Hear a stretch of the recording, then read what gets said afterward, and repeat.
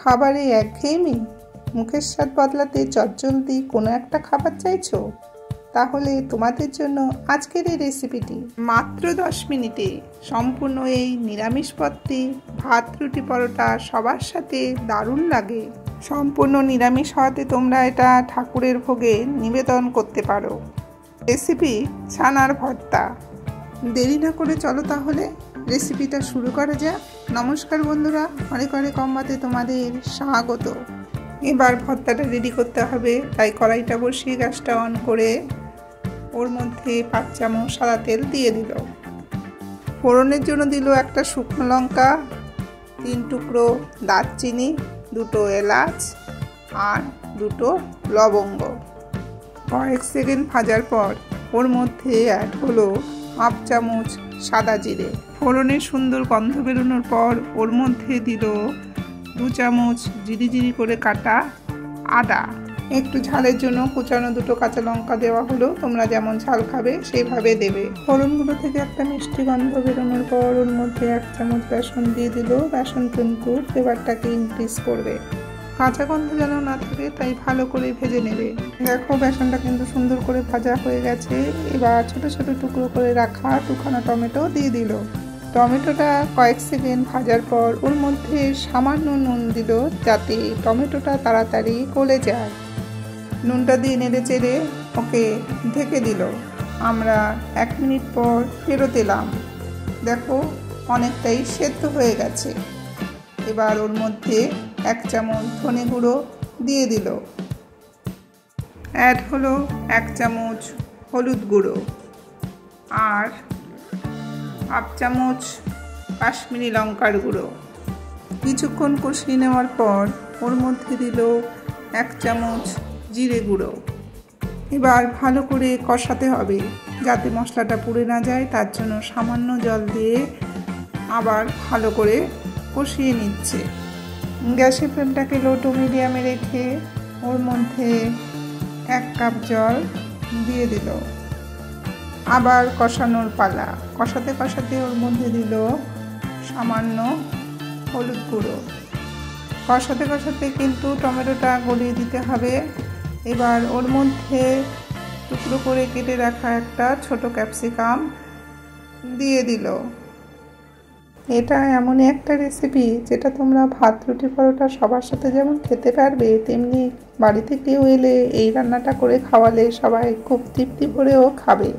ক্যাপসিকামগুলোকে দিয়ে কিছুক্ষণ কষিয়ে ওর মধ্যে 1 কাপ জল দিয়ে দেওয়া হলো। জলটা কিন্তু নর্মাল, তাহলে মোট 2 কাপ জল দেওয়া হলো।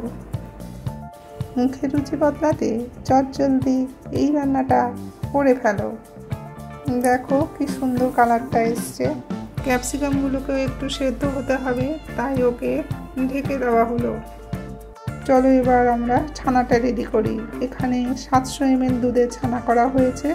ছানাটা কিন্তু লেবু দিয়ে কাটা হয়েছে। তোমরা চেষ্টা করবে লেবু দিয়ে কাটতে, তাহলে স্বাদটা কিন্তু অনেকটা বেড়ে যাবে। ছানাটা কিন্তু দেওয়ার সময় হাত দিয়ে একটু গুঁড়ো করে নেবে, তাহলে ভালো করে মিশে যাবে। এবার দেওয়া হলো 1 চামচ নুন। নুনটা দিয়ে আবার একটু কষিয়ে নিচ্ছে। এবার স্বাদটাকে ব্যালেন্স করার জন্য ওর মধ্যে 2 চামচ চিনি দিয়ে দেওয়া হলো। তোমরা কিন্তু একটু হলেও চিনি অ্যাড করবে। স্বাদটাকে আরেকটু বাড়ানোর জন্য ওর মধ্যে 1/4 চামচ গরম মশলা বাটা দিয়ে দিল।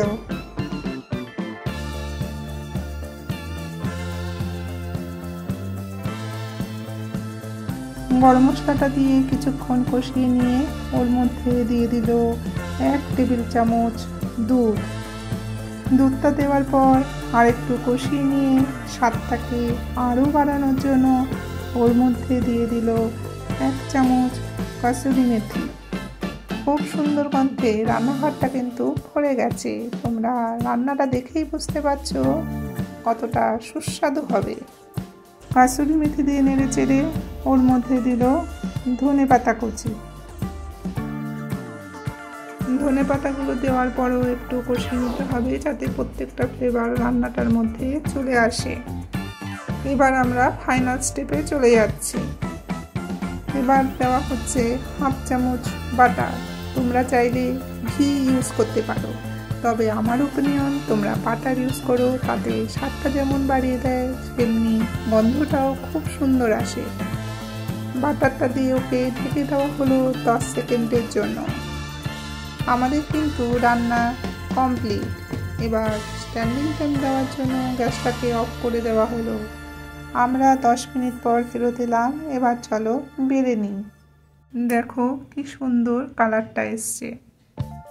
এটা একটা নর্থ ইন্ডিয়ান খাবার, তোমরা এটা পেঁয়াজ রসুন দিয়েও খেতে পারো। আমি পুরোপুরি নিরামিষ রাখবো বলে এখানে পেঁয়াজ রসুন ইউজ করিনি। আজ কোনো পরোটা দিয়ে খাবো না, এর স্বাদটাকে পুরোপুরি নেব বলে প্লেন রুটি দিয়ে আজকে ডিনার হবে। প্রতিদিনের মতন আজও বলছি, রেসিপিটা কেমন লাগলো কমেন্টে জানিও। মনে করে একটা লাইক করে দিও। রেসিপিটা ভালো লাগলে পরিচিতদের মাঝে শেয়ার করার অনুরোধ রইল। তোমাদের সঙ্গে আবার দেখা হচ্ছে নতুন এক রেসিপি নিয়ে নেক্সট এপিসোডে।